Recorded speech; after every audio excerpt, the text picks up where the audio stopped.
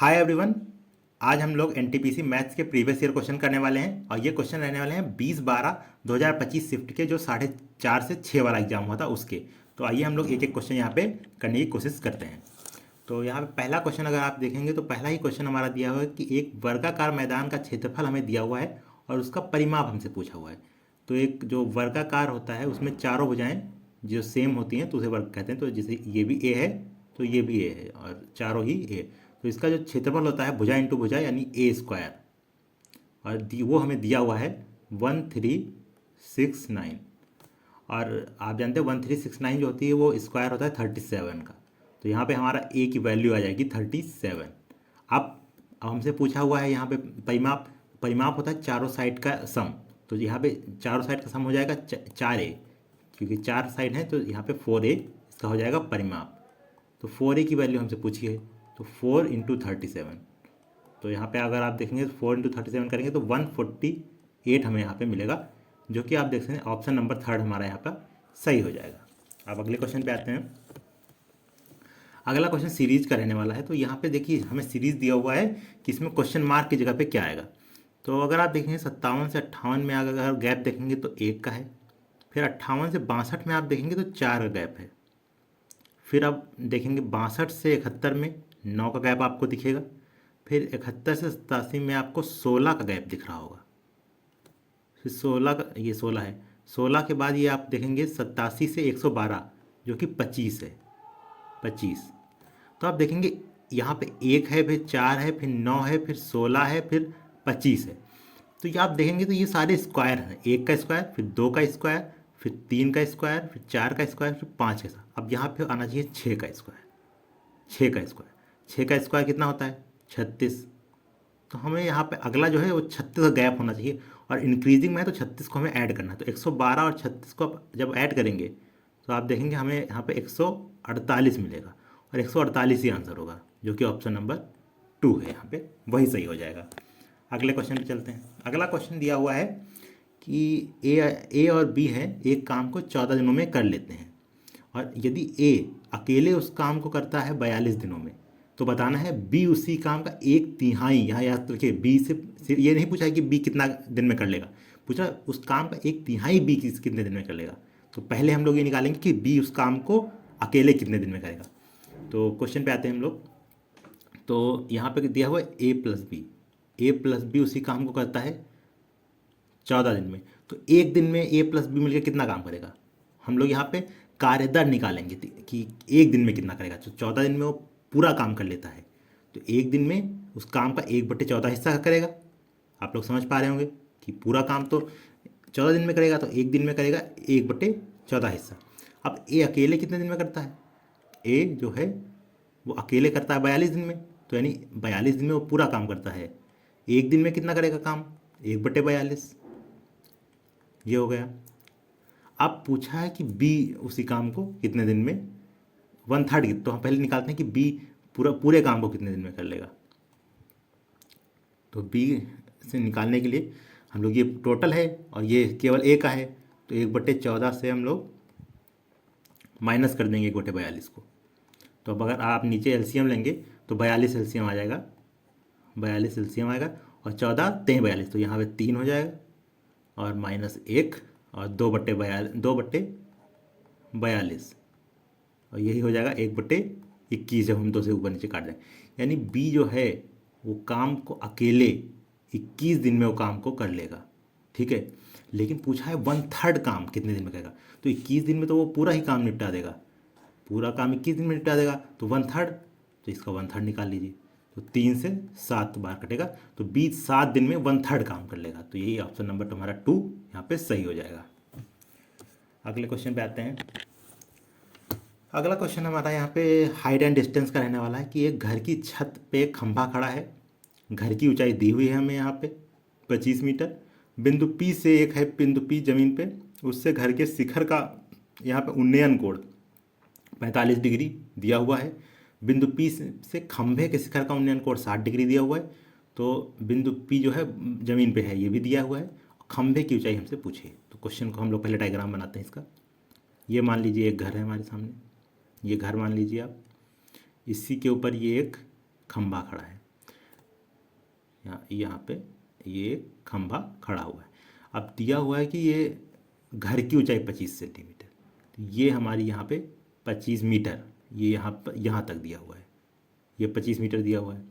और कह रहा है कि एक ज़मीन पे कोई यहाँ पे पॉइंट है P, तो P से देखिए दिया हुआ है कि ज़मीन के घर के शिखर का उन्नयन कोण P से घर का शिखर ये है, तो इसका जो कोण है यहाँ पे,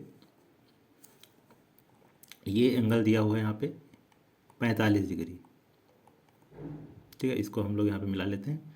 अब और दिया है कि बिंदु P से खंभे के शिखर का उन्नयन कोण 60 डिग्री, तो खंभे का शिखर तो ये है, तो इसको अगर आप देखेंगे तो ऐसे अगर आप मिलेंगे ये P पे, तो ये जो पूरा एंगल है ये है 60 डिग्री।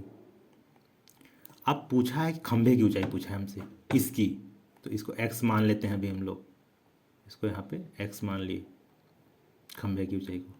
अब अगर आप देखेंगे तो ये से हम लोग पहले यहाँ पे tan का यूज़ करेंगे, ठीक है 45, क्योंकि हमें P से यहाँ से घर से यहाँ तक P की डिस्टेंस भी नहीं पता है ना, तो हम लोग सबसे पहले लगाएंगे यहाँ पे tan थीटा।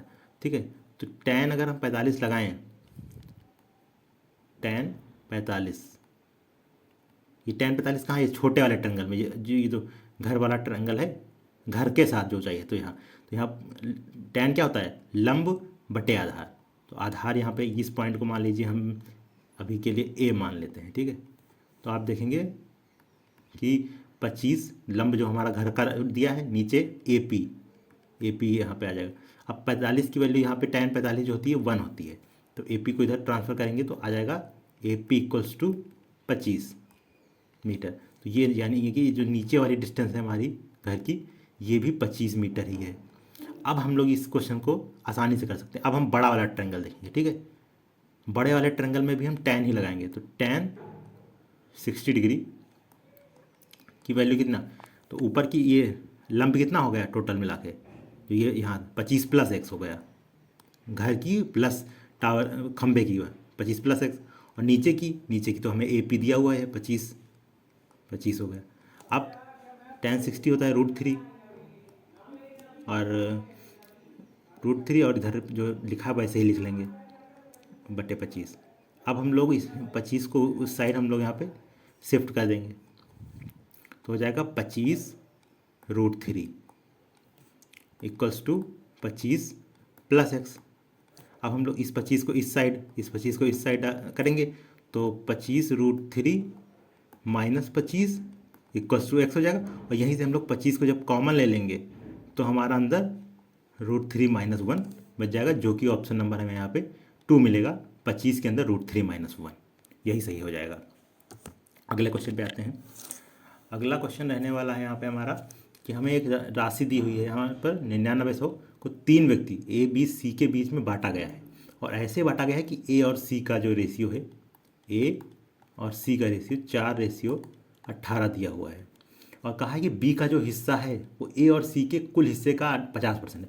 तो A और C का हिस्सा कितना है, यहाँ पे ऐड करिए, 18 4 22, और 22 का 50% होता है 1/2, तो कितना होगा 11, यानी 11 ही B का हिस्सा है। ठीक है, B का हिस्सा 11 आ गया, तो यहाँ पे आप लिख सकते हैं कि A/C/B, यहाँ पे 11 लिख दीजिए। ये आ गया तीनों का रेशियो हमारा।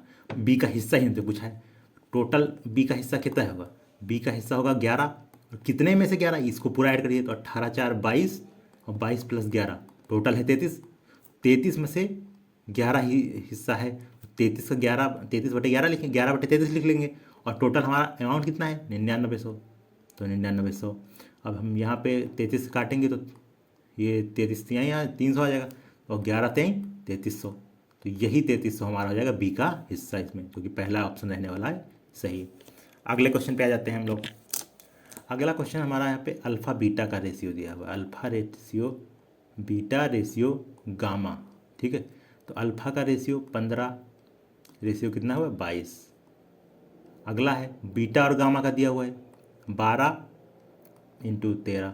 अब हमसे देखो इस क्वेश्चन को करने का सबसे जो आसान तरीका होता है वो ये मल्टीप्लाई, इस 12 को मल्टीप्लाई करिए इसमें 15 में, तो 12 × 15, 12 पंचे 60, और 12 नम 12 और 6 18, तो यहाँ पे आ जाएगा 18, 180।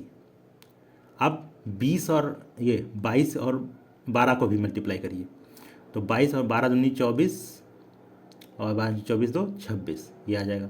अब 22 को 13 से मल्टीप्लाई करिए इसमें, तो 22 को 13 से 13 दूनी 26, 13 दूनी 26 और फिर 13 दूनी 26 और 2 28।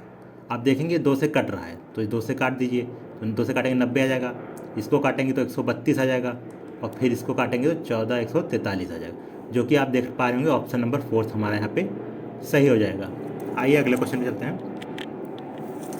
तो अगला क्वेश्चन हमें दिया हुआ है कि यहाँ पे हमें इसी को सरल करके लिखना है। तो आप देखेंगे तो x इंटू 5x, तो 5x² हो जाएगा जब x की मल्टीप्लाई हम लोग इसके ब्रैकेट के अंदर करेंगे, और फिर माइनस का माइनस रहेगा, और 5 की इंटू x करेंगे तो 5 माइनस का 5x हो जाएगा।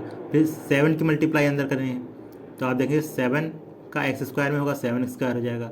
फिर 7 का -2 है अंदर, तो माइनस लिखेंगे, 7 दूनी 14 कर देंगे, फिर प्लस 15 तो लास्ट में है ही।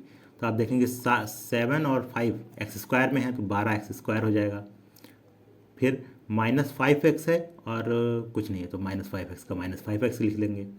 फिर -14 है और प्लस उसके बाद प्लस यहाँ पे हमारा 15 है, तो यहाँ पे प्लस का 1 बच जाएगा। यही हमारी इक्वेशन बचेगी, जो कि यहाँ पे है +1, ये थर्ड वाला ही हमारा यहाँ पे सही हो जाएगा। तो अभी आज के लिए इतने ही क्वेश्चन है, अगर इसका पार्ट 2 मैं लेके आ जाऊँगा। तो आज का यहाँ पे क्लास खत्म होती है, और वीडियो अच्छा लगा हो तो लाइक कर दीजिए, शेयर कर दीजिए, सब्सक्राइब चैनल को कर लीजिए। बाकी मिलते हैं इसके अगले पार्ट में।